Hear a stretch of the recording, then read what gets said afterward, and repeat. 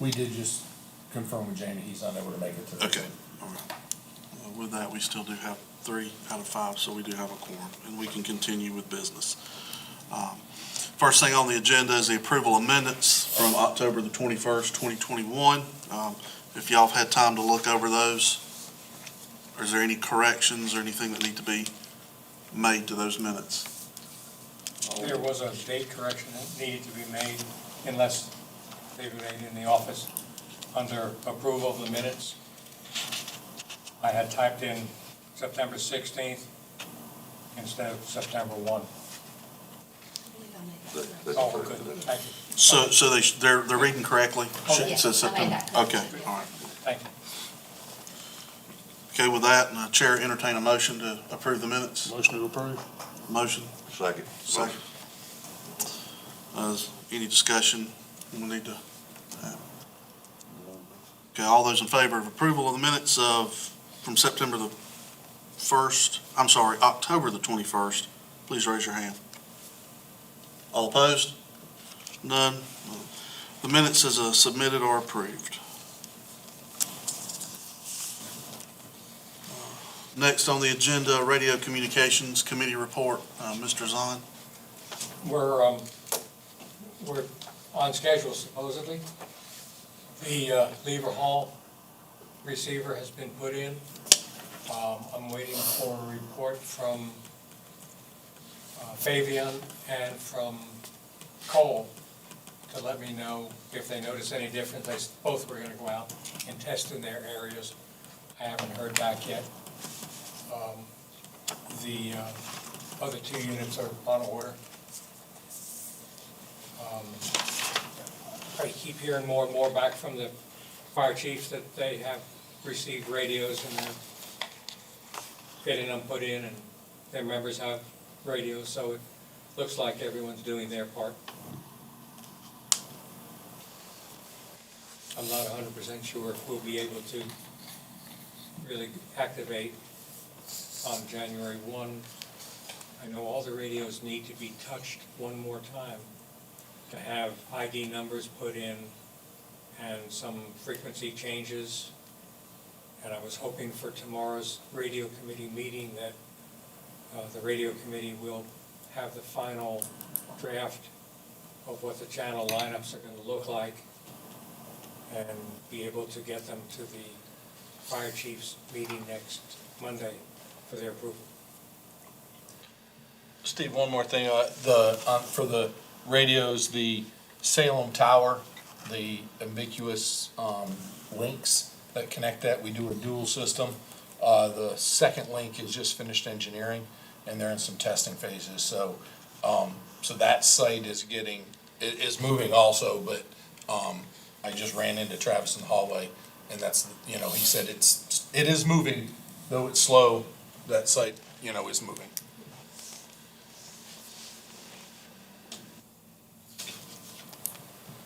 Okay. Any other questions? Once that's compiled, you'll send that code plug out to the municipalities or whomever is, I guess, how's the programming going to take place? If Well, you said radios needed to be touched. Travis, once the lineup is finalized, Travis is going to give that to one of the radio shops who will do the code plug. Okay, And then we'll distribute the code plug as needed. okay.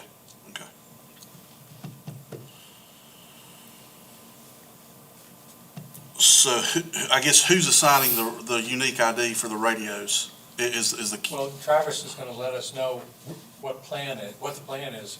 Okay. We're gonna work a plan, Okay, and that has not been finalized yet, how the ID numbers have been done. okay.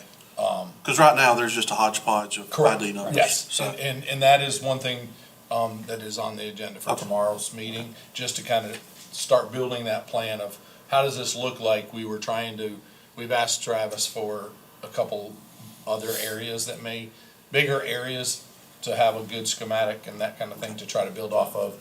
If someone else is working for someone else, there's no reason for us to invent the wheel. Okay. But that is something we still have to develop as it goes out completely. Okay. All right. Director Crine. All right, so of course, I wanted to do a quick incentive update. We have most of that information in. It has been brought to my attention that it was unclear about the 50 points for the chiefs to give to for administrative purposes or for extra work that someone has done if they don't have just administrative points. So we're going to be reaching out to every chief to make sure we get those turned in so we can get that program done. Presently, we are looking at in the neighborhood of about $7.50 a call or a point when those numbers are tabulated together for the incentive program this year. And we hope to have those checks rolling soon. Do I think they'll be out by Black Friday? No. But we still have to finalize all the points. And I will reiterate, I plan to send an email out for next year's information now, so we're not behind the 8 ball. But we are still fixing information that was supposed to be done October 30th. And we don't want to eliminate people in their money. So we're still trying to fix some of that information that either wasn't loaded into ERS right or wasn't loaded at all. And so, we're trying to make sure the volunteers get any point that they're due, or those that may not be eligible because they didn't get enough training. If they have brought us their training, we're putting it in and making sure that they get the credit for that, which has been an arduous project this year to make sure that happens. It may all be again because of the program change due to a buyout, but we may have to do it all different again next year. But that is some of the holdup this year on getting that out. But we will be getting those out early December is the goal. But the sooner we get the 50 point designations in, the sooner we can get those tabulated and put into the system to make sure they get what they deserve. Last night, the 9th fire truck, identical fire truck was purchased, and purchase order was issued today to get that rolling. We will start working that process. Unfortunately, timelines now are anywhere from 16 to 18 months on a fire truck. So though we wish we had it tomorrow, it is going to be a while for that truck. We will receive the equipment, and we have plans to store that equipment. It saves us about 10% by ordering it prior to January, and so we ordered that equipment as soon as it comes in. Just like we are still holding the equipment for the 2 engines that we presently have. We have that in storage, also waiting for those trucks to come into service. We hope to get some resemblance of an update soon. We expect that update to be sometime in January of actually delivery time to get closer to that those trucks and know when we're going to go down and inspect them. The 2 that are presently being built. So as that goes. Just wanted to quickly discuss the biannual Duke drill. Of course, that our department has a vital role in the relicensing and graded exercise for the plant coming up, which will be operations will be going out through the winter months this year for the graded exercise. Part of this is also the fire department's receiving radiological training, and our department's receiving radiological training. We're required to do that annually and have a good number of people that, in case of an emergency, we could respond appropriately. Just want to encourage, if you would, please push that down to your chiefs to say, hey, some people have it, and every year they do it the same month, and that's great. Scott Smith will be glad to assist you in any training or working through that as it goes through. But we need to try to make sure we get our numbers up. COVID year, we didn't do a lot of training, and we saw a big number decline when it came to that training. So it's important, it's imperative really this year that we get that training, specifically to those directly, in the 10-mile EPZ, and then there are support agencies that are outside of that 10-mile EPZ. It is highly encouraged to do that, part of the, of training annually that we need. So thank the ones that are doing that already, on the schedule, and then please just encourage, the rest to go ahead and knock that out for us, if they could. And that's all I have today. Now, the drill is gonna be on a certain date, or? Yes, it is in, end of February for a workup and then the actual drill. I'll get you the exact date. Sorry, I didn't, Oh, I know we don't have it right off the top of my head. used to meet over at Deep Power. That is the fire drill piece, and that is not part of this one. This go around, that is not part of that, this drill. This will be, emergency worker decon and, EOC operations. Well, years ago, when I worked for a while, I think we had to respond to Westminster Middle School, and set up decon for people in guards. Yeah, Yeah, I think that got changed 10, 12 years ago to, I think now the meeting place is it's Oakway, Oakway. Oakway, and we have a portable Yeah. emergency worker decon system Yeah. that goes up there, yes. Y'all got that set up Yep. and moved over there. And that is one of the things that will be evaluated this year. We moved it outside of the 10-mile EPZ, Yeah. to make sure that, No sense on those 10-mile boys dragging stuff outside going to Right. set up the decon. Yeah.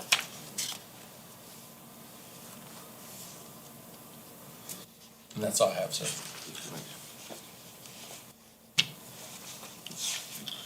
Chief Greer.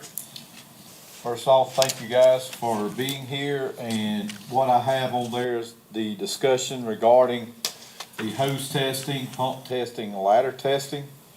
So to go along with that, all the pump testing for the county apparatus are complete at this time. The guys are in the process of trying to make sure by the 1st of December that the hose testing is complete. And honestly, these guys are working, day and night trying to get this done. I think the other night they quit sometime around 8 o'clock. So they are working hard on trying to get this done. But kind of what that preludes to is, the last meeting, we mentioned how much it would cost for pump testing, third party, and we mentioned hose testing, third party also. And just ask that you guys kind of get with your chiefs in your regions, their thoughts on that and everything. The prices, just to review on the pump test, one was 180, I believe the other one was 220. The hose per foot, the highest was 35 cents a foot, and the lowest was, I believe, at 22 cents a foot that we talked about last time. And just, wondered what you guys thought about that.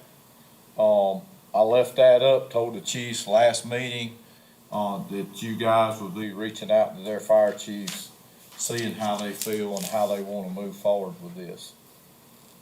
So I know Austin's not here tonight. I reached out to Jamie and, explained to him, and I understood that, you found out about it also, chief. Just wondering y'all's thoughts. Do we look at moving forward with trying to get this third party next year, or what did you find out during this process? My three chiefs all on board, they ready to go whenever y'all are. I had a couple that were a little bit resistant to it, and their mentality is, I know several years before y'all's time, the promises were made about the county taking care of business for the departments, and times have changed, and it's time that your guys shouldn't be working 8 o'clock at night every night trying to get this stuff done when there's stations with rosters 20 deep that can be doing this a little bit too and helping them. That's my opinion on it. the majority was good with hose testing, and had two that were opposed to the pump testing. Their thought is it's already being paid for or done by Oconee County and the county truck. My thoughts on it are, let's go ahead and do it. Set it up, get it done. I had two that were in majority in agreement with it, and one's not getting hose tested and pump tested in my group. So I'm gonna say let's go ahead and go with it. With the caption and with the caveat, if a department wishes to seek their own way of getting it done, they have until November 1st to get it done. Otherwise, they're gonna be subject to paying for getting it done, just like everybody else that's on board with getting it done. If they wish to opt out, they can opt out and keep their money, but they have to provide y'all with proof that the work was done and everything was took care of. But the majority, I feel like, want to see the pump testing and hose testing took care of for them. Thank you for that. It's gonna be cheaper the more people that do it. Right. The thing about it is, if they opt out, or they taking on the responsibility of completing their own hose test, and, of course, I think one way or the other with the pump test, I think that needs to, either that company does all the pump testing, and I don't think we need to be splitting it up, because we got this group doing pump testing, this group. I'll agree with you on that. The pump testing needs to be done by a certified individual, and the people that are certified in this county don't do pump testing enough to be competent in doing that to the extent that it needs to be done. And putting a piece of paper, putting somebody's life on the line with that pump. So I'll say go ahead, pumps, let's do all the pumps. If they don't like it, sorry. Well, from my discussion, it's coming out of $60,000 each station gets to cover it. If they don't do it, then the county gonna turn around and say, okay, you're gonna get $50,000 for all the stations next year. We're Yeah. keeping $10,000 each station to cover this pump testing. Those county money, actually, either way they look at it. You either say, you gotta get on board, or you're gonna lose money anyway. Yeah. The mentality of that 60,000 being their money, the mentality is it's the taxpayers' money. And the taxpayers, that's a responsibility. If you're a fire department, it has your responsibility to make sure that's NFPA compliant equipment across the board. It's no brainer. We need to have it done. And Certified people. it don't need to be pencil whipped. And the only way to ensure that nothing gets pencil whipped is to have a company come in and do it.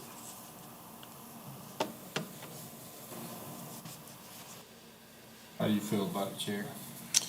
I haven't talked to all the Region 5 departments lately about it. When we first talked about it, I think we were all open to it.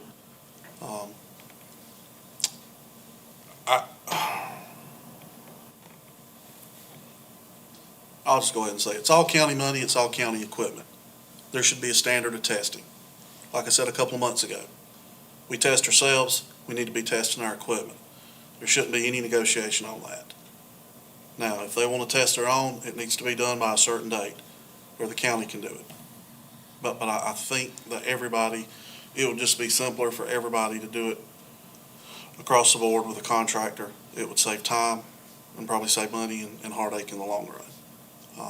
I can't say that every municipality would jump on it, because they're kind of answer to another, they're another jurisdiction. But for the county assigned apparatus, they'd probably be okay with doing that. When I was chief at Walhalla, I would have been on board to sign it on as an agreement contract to have that done. It would save our staff time just to let somebody come in and do it.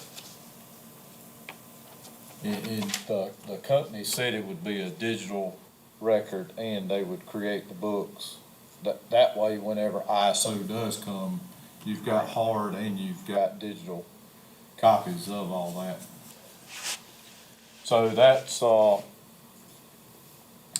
something that that's something you guys, if you wanna vote tonight to move forward with it that way, or discuss it to where, let them know, are they on board? If they're not on board with the pump, they need to be on board with the pump testing, cause I agree with you. It just makes sense to go third party, have them come in, do it. We planned this throughout the year, and a lot of times they can come in, from what I was told, between 2 and 3 weeks, they could have that done.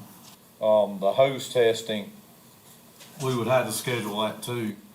And, of course, the ladder testing is something that's already third party anyway. So that would give all our testing, the standards, digital recording, paper recording, and everything for ISO requirements. Certified engineers that sign off on that saying that's correct. If I got Jeff Neville on board, everybody else gotta get on board. What time frame are you looking on? Because I'm just thinking about the municipalities that run budget year. Our budget year starts in July. And what I figured up, it shouldn't be a whole lot, but just thinking about, Most folks, departments that I've ever been a part of, and us now, we don't do anything until after July anyway.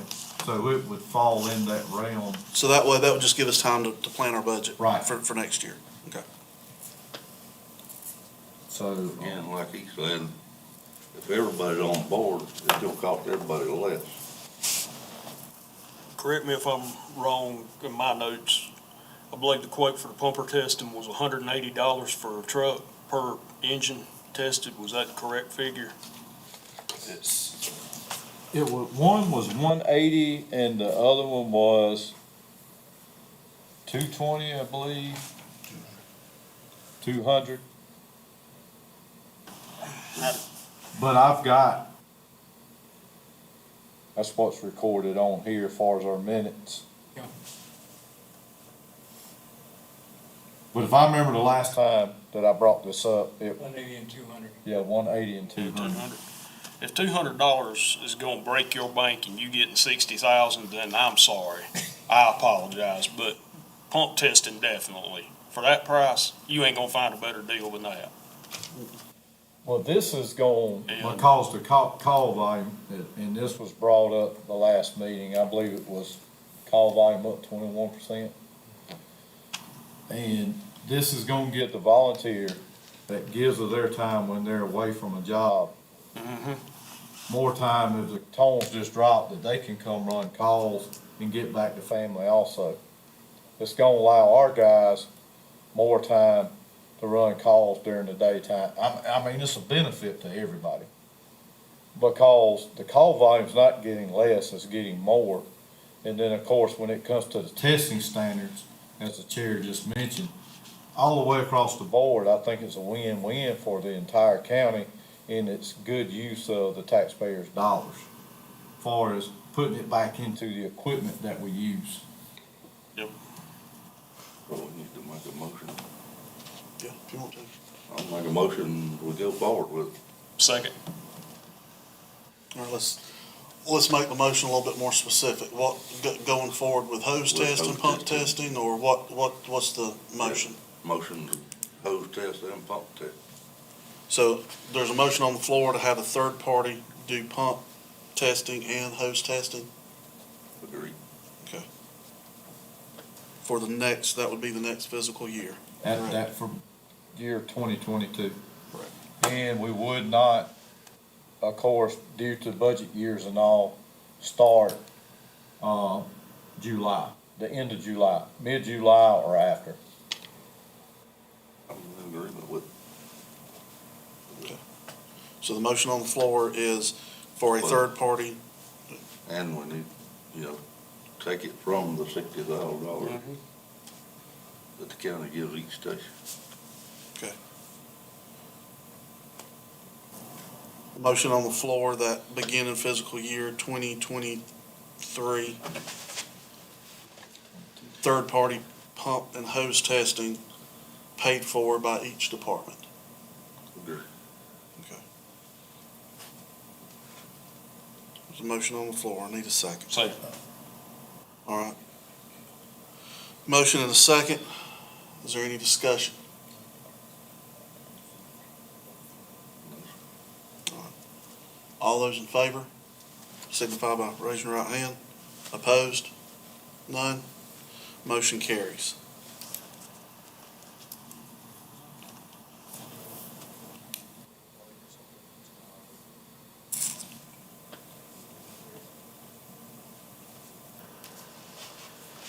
Thank you, gentlemen.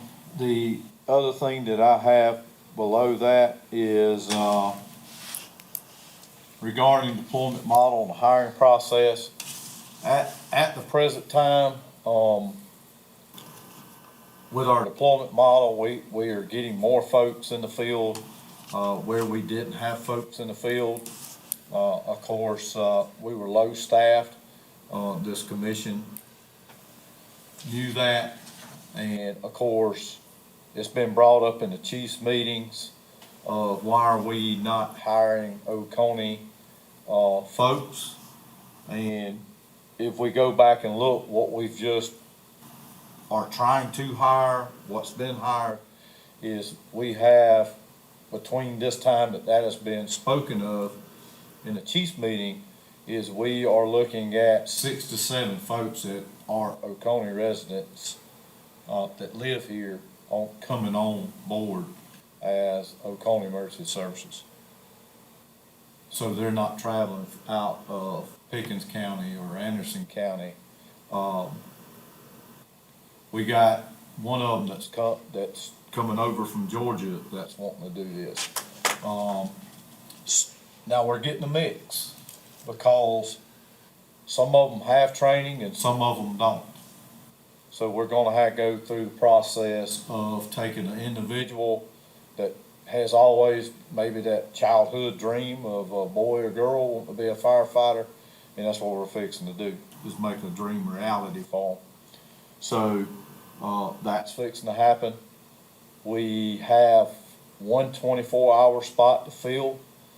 That person is being processed at the present time with what was presented to county council.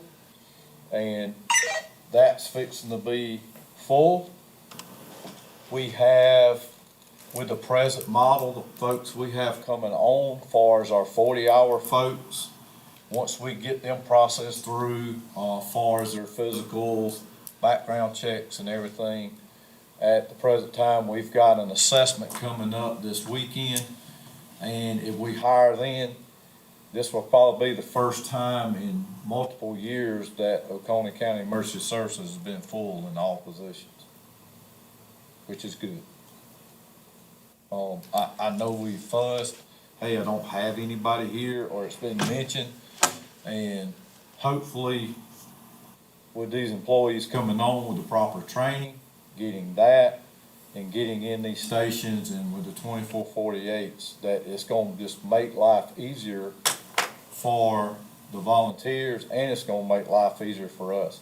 Because a lot of the 24/48 guys are serving roles to where there's not a 40-hour guy in the station, so they're taking care of running all over the county, running calls, taking care of equipment, taking care of cleaning stations, taking care of taking out trash, washing trucks, and going and taking care of what the 40-hour guy was supposed to be doing. So there is a lot of work going on by these individuals out there.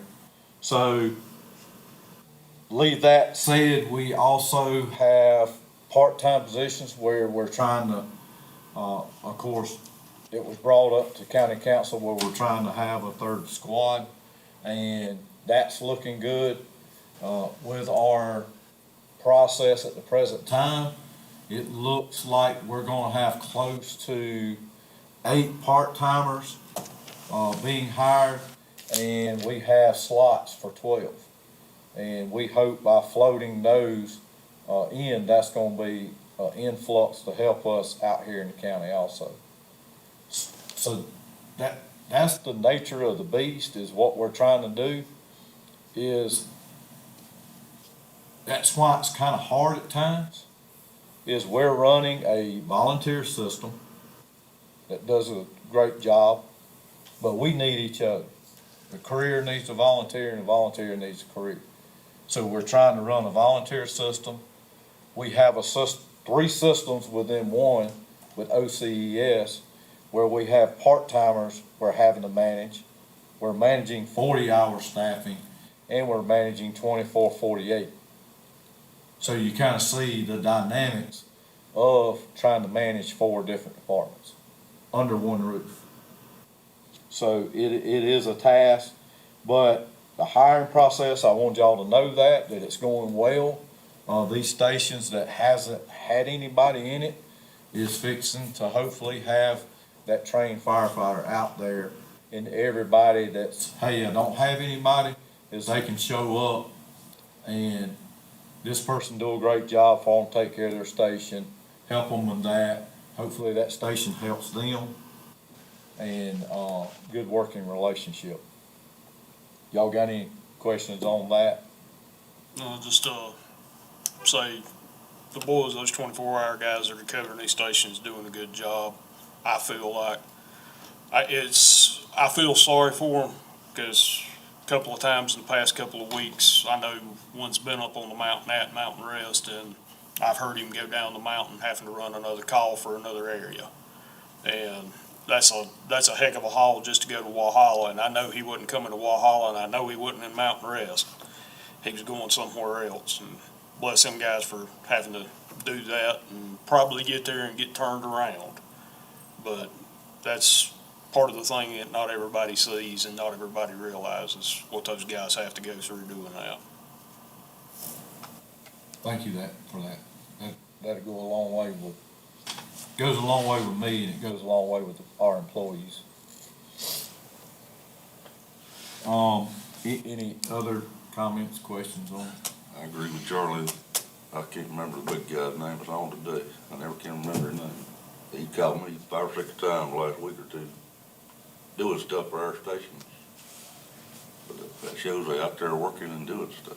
And that's something that, I mean, with communication, and we've tasked them with that, the battalions, the captains, these firefighters are in the stations and all, and far as improvement of the communications, and that just lets me know that us asking them to do that, far as this truck being gone, or we're doing this, or hey, we're pump testing, or truck's gonna be out, we're gonna be the communication's there that the process is happening.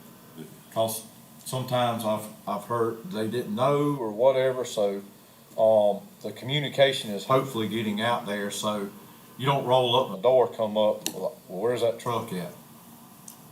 Because I could see like, well, what's going on? Is it motor pool? Is it being pump tested, hose testing, or whatever?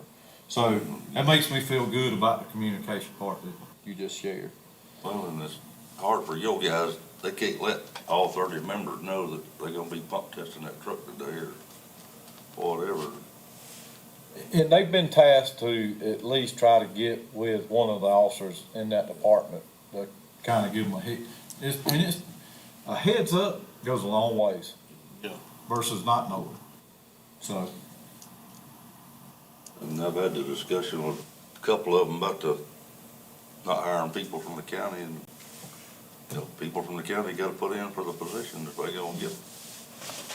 Can't hire anybody if they ain't putting in applications. yep, well, they're putting in applications, and along with that process is how they get treated while they're there. And it's not for the people who are not treating them well, this ain't the time to be doing that. Horry County down on the coast has got 56 openings right now for firefighters. There's jobs out, right now, if you're a fireman, there's jobs out there to be found in the state. I was in And- Columbia teaching a class, and, Columbia City is down 120 firefighters. Horry County the last I heard was I down think it was 70. me and you were talking about it the other Yeah. day. Georgetown is down an entire shift, and they have, same thing, they have, career and volunteer, and they're struggling. Yeah.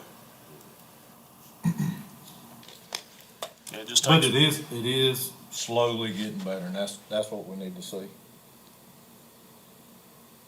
Thank you for those comments. The other thing that I have that I wanted to bring up, the county already, does a part on structure fires every 10 minutes. Correct? So when we're out, just a reminder, for whoever's in this command, that we, do accountability of our folks while they're on scene. And I know we're running a lot of calls, a lot of area, a lot of square miles, in a lot of places, we may only have one or two people on any given scene. And I think we're doing great with keeping up with our accountability when we're on a structure fire, things of that nature. Because, I mean, hate that somebody's losing something, but that's what a firefighter likes to do, is go help somebody and save their belongings, put their house out. But I think with the accountability with a PAR, what I'm asking you guys is I would like to see us do a PAR check on every call. Because there's some of these calls where individuals are either on a medical call, and they're in somebody's residence, and if they don't get raised on the radio in a certain amount of time, or 2 or 3 things, there might be an issue to where we need to be checking on our firefighter, whether they're a career firefighter, whether they're a volunteer firefighter, whichever one it is. It's just, I think it's holding us accountable for those folks out there, while they're on these scenes, because today's day and time, anything can happen. yeah. So I would like for you guys to just talk to your chiefs and everything. In your thoughts, do y'all think that would be a good idea?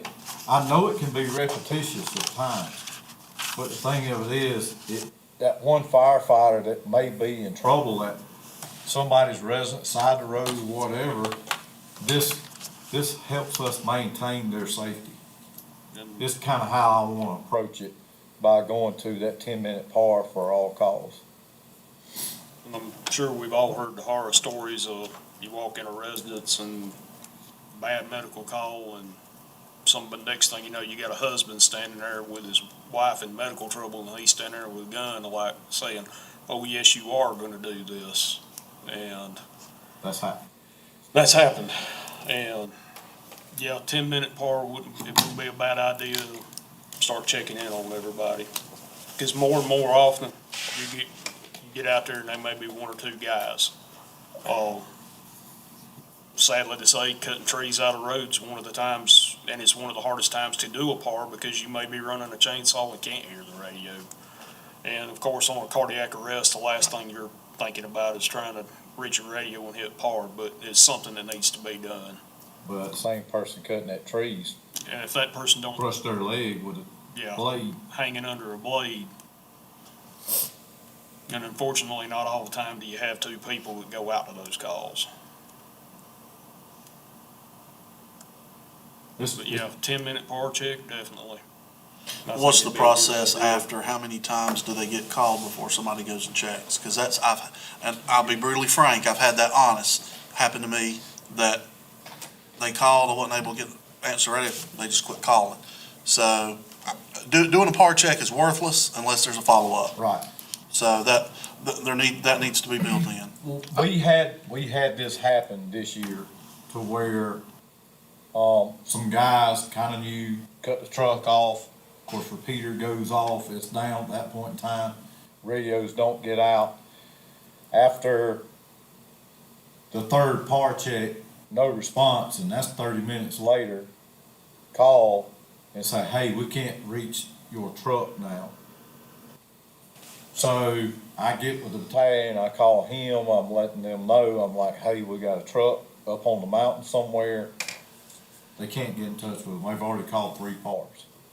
And, battalion called me back, he had already gotten the road, was heading up there, and the dispatcher had already sent a deputy also. So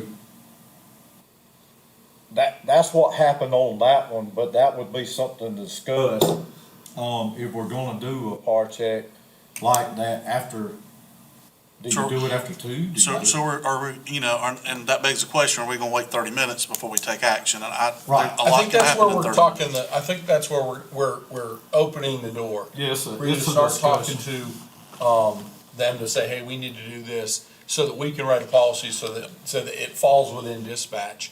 To actually, hey, when they don't answer, 2 minutes later, you're gonna call them again. You're gonna give them a little bit. If it's cardiac arrest, it gives them that 2 minutes to answer, Yep. to say, hey, we got our par.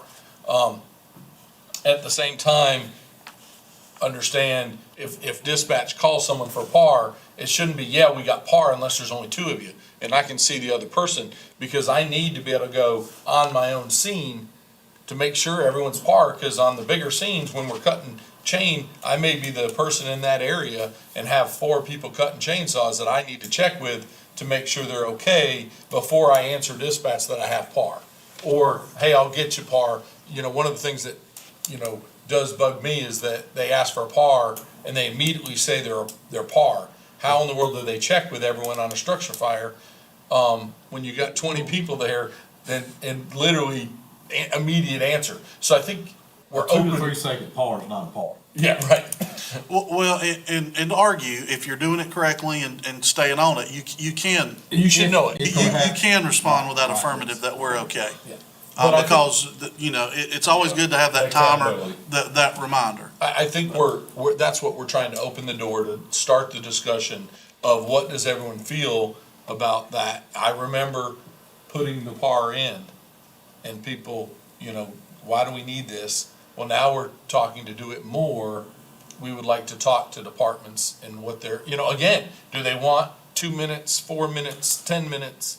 What does that look like and what are their ideas? I guess that's what we're asking. I'm kinda leaning, and this is just my thoughts, my opinion, a 10-minute par, and if they don't answer within 2 minutes, that dispatcher should be calling for that par again. And then if it goes to that second par, then we need to be looking at moving. Because, I'm sorry, you get to the 3rd par, a lot can happen. The 30 minutes Yeah, is, 30 minutes. that's a long time. So, 10 minutes can seem like an eternity when you're in yes, trouble. 10, Right. if I'm laying there bleeding, 10 minutes is a lot, but I think with what we're trying to do with a 10-minute par to a 2 minute later after they don't answer to recheck, it's 8 minutes to the next time they try. That's something really needs to look at, either call that fire chief or us or sheriff's office and be headed to that location. Well, that's what EMS. And that's for you're the a lot with- safety of any firefighter. You're a lot with EMS.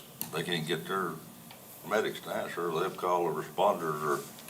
Yeah, I've gotten phone calls from guys at the station being on a bad medical call, and the radios all got cut down where we could hear each other doing what we needed to do, and they call, Highway calls dispatch also. call "Hey, on the telephone.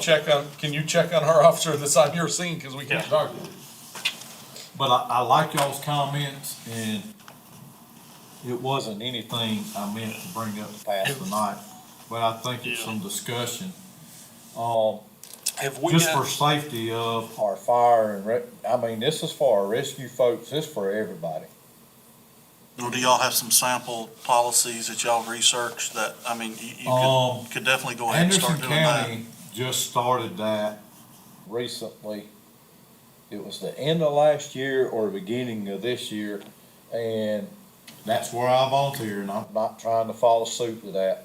But sitting here as a fire chief and being responsible for individuals, and I hear that, and then I remember working at a department in another county to where one of our guys, first day on shift, and the whole engine crew gets a shotgun pulled on them. And somebody in the group, the officer that was in there with them, told the young man if he would to go get the medicine for his grandmother. He didn't want his grandmother to die. He went to go get the medicine. He sits in the back of the room while he's holding the shotgun to him. He says, "I'll be back in a minute." He runs. You can hear, they say they can hear his footsteps. He's running to the back and grab the medicine. Well, you know what they did? They run out the door. They running out. So it does happen, and it's, Yeah. and it's just like, And it's a matter of time before it happens here. not trying to change the whole dynamics or anything. To me, it's just a safety There, issue. at one time, But Anderson's doing it, and it's been working well. at one time several years ago, and I'm not sure if dispatch is still aware of it or how many of the members of our organization are aware of it.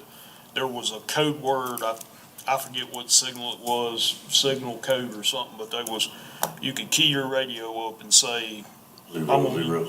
signal 99. I'm just using that as an example. If dispatch heard signal 99, they knew law enforcement, code 3, right there, right then, you need them quick. That way, you're not putting yourself in, whoever's on the scene being held at gunpoint's not putting herself in jeopardy because that And I guy think knows that's he a just discussion. called for the law. Discussion also Yeah. is because all of us sitting in the room running these calls, we call for 12A or however we ask for it. Why? Yeah, Yeah. Don't like that when they call back, I don't know why you want them. And I understand their reasoning Go too. ahead. Because their why is, well, do you need one? Do you need in code? Or do you need 6 Oh. officers? That's kind of their why, because they want to send the right thing. The code Charlie talking about used to be 00. Just got on there, say code 00. They know to send off whatever officer they got in the area. But I think that's something that we could even add into the policy if we want to push the PAR out there to the individuals. And it could be nothing more than code blue or whatever. And yeah, that code could word. be, and I'm just throwing that as an example. Yeah, Uh, just some you- safety word you can say over the radio and they know send help. Everything you got. That the average person's not gonna know what it means, so you're not escalating a situation before they get there. But again, like I say, you got to train your dispatchers not to come back and say, what do you need them for? Well, they hear code blue, that means tell Well, everybody. I think that's something where we'd had to talk with Travis, the dispatchers, and this is something also we'd need to talk to the sheriff about. If we were to use the code word for them. But good discussion on that, just, I think if you guys will push that out there, get thoughts on that process, what you think about that. Be thinking if we do want a code word or something like that, to throw in,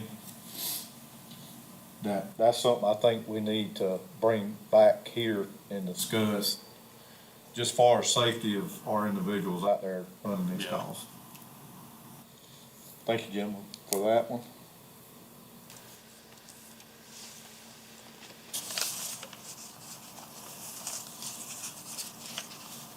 So the next thing I had on the list was the Christmas dinner, December 2nd.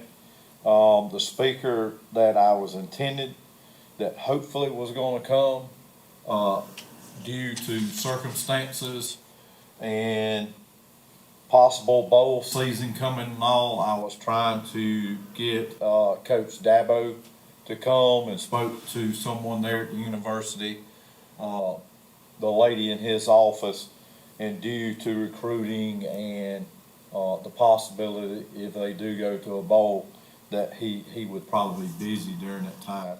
So I do have an individual lined up, somebody from Oconee, from the area, gonna be a special speaker.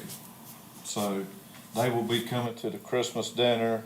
The numbers has already been turned in. That's what Steve was telling me. That, so it's planned, and Texas Roadhouse will be bringing that meal. We've already designated who our firefighter of the year is gonna be. So that's been chosen by this commission and us, and we will present that award that night. Chief Carroll, with the rescue side, they're gonna take care of theirs, bringing it up tomorrow, I believe. So those awards for the volunteer firefighter of the year and the volunteer rescue member of the year will be given out that night also. Any discussion on Christmas dinner? Are you good with that? I'm sure if you got somebody from the University of Georgia, they would have made it, but I just had to put a shameless plug. They're gonna be real busy, Yep, as well hope as they're so. playing. Hope so. Yeah. They ain't played Alabama yet. Well, we won't worry about that later.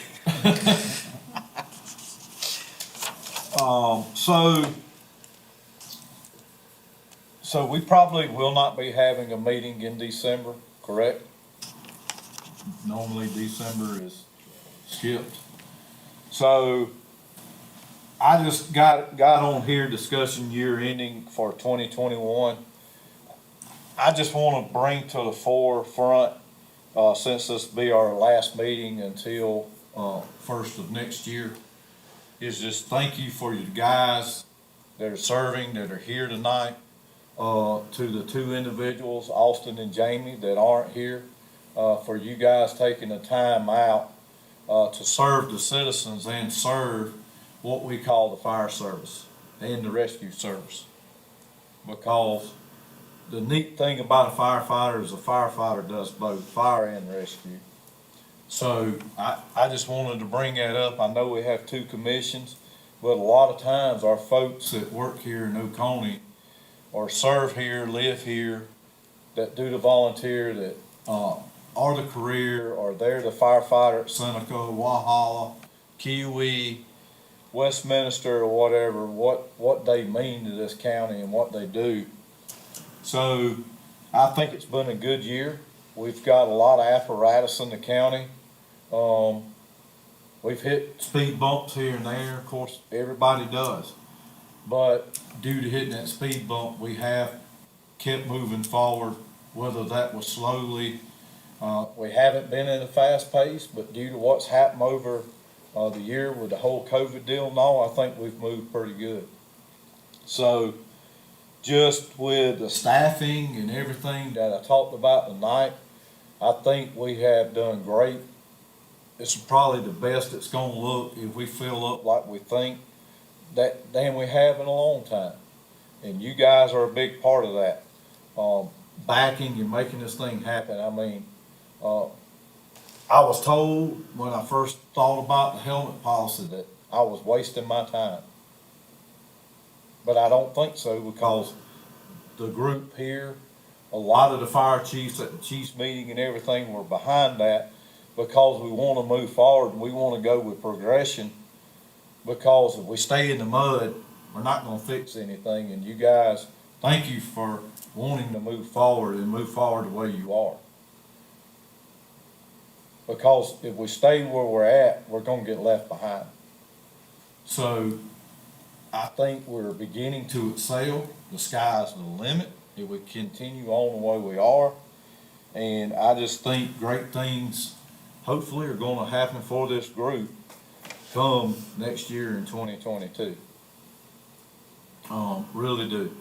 I hope on the volunteer side that we get more volunteers.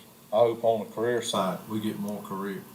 Because the more help we can get on the scene of cardiac arrest, structure fire, MVA or whatever, because it sure does help when you got more help than what you need, than when you're sitting there and you continue to talk on that radio asking for help. That's what we shouldn't be doing. And I know the fire service, the academy, it is not a South Carolina deal. It is not an Oconee deal. It is not a just South Carolina, North Carolina deal. It is across the nation what's going on with firefighting. It's in law enforcement and everything, and just you guys and those chiefs, the ones, if they're watching, let's continue moving forward. That's what I wanna see us do. And you guys have been a big help in that this year. And I wanted to tell y'all that Thanksgiving come up, thank you for what you do and thank you for your time. That's all I have. Okay, with that, we'll move into the fire commissioner updates. Region 1.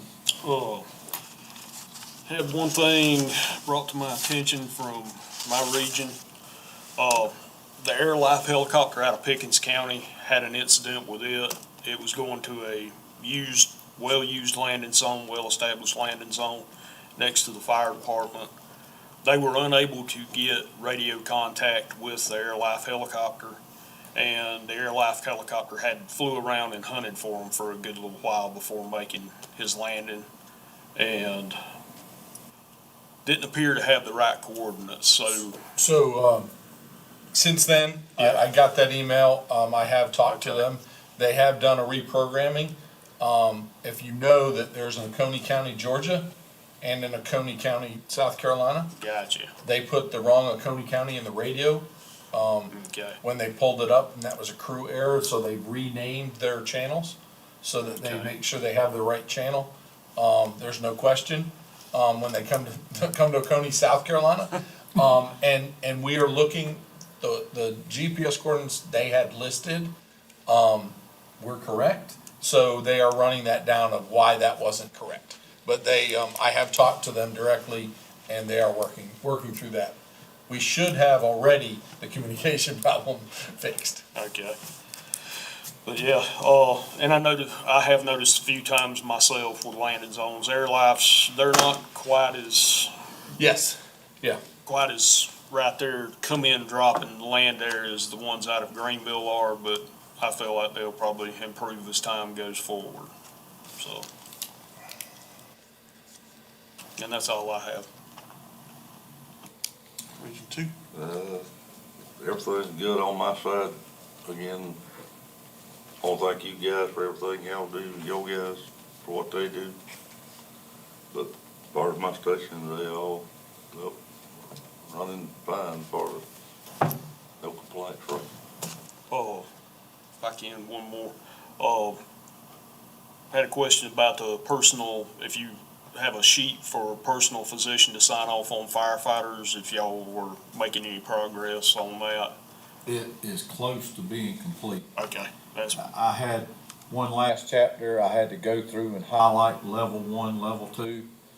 I just finished that up, matter of fact, yesterday. okay. It's 22 chapters in the rescue chapter. So it was a lot. So now all I've got to do is where I finished everything up through the NFPAs I brought up last time, is I've got to get rescue moved over into the level 1, level 2 job description, the JPRs, and then that will be complete. Okay. That's the only thing I got left. It was just a lot of paperwork to read through of what's level 1, level 2. Okay.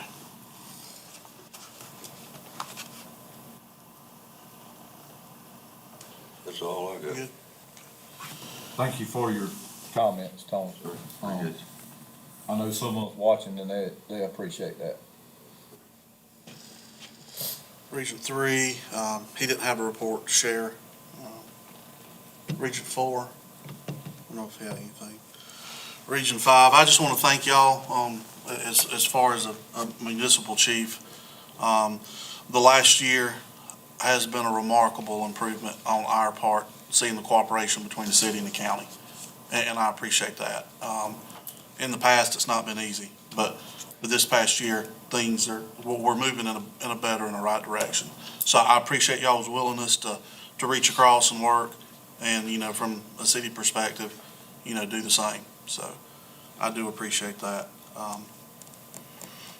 Going forward, you talked about the end of the year and next year. One thing I always struggled with is trying to find maybe a mission or a direction of the organization, aside from just saying we fight fires and run medical calls. I think it would be nice to have, and I'm not necessarily saying, a big three-ring binder plan, but this is kind of what we want to do this year. This is our mission, this is our vision, and how everybody can play a part. Because like you said earlier, and I'll take it a little step further, career needs volunteers, volunteers need careers, city needs a county, and the county needs the cities. So I think that's a gap that we can work on improving. And again, big strides, and I appreciate that, so.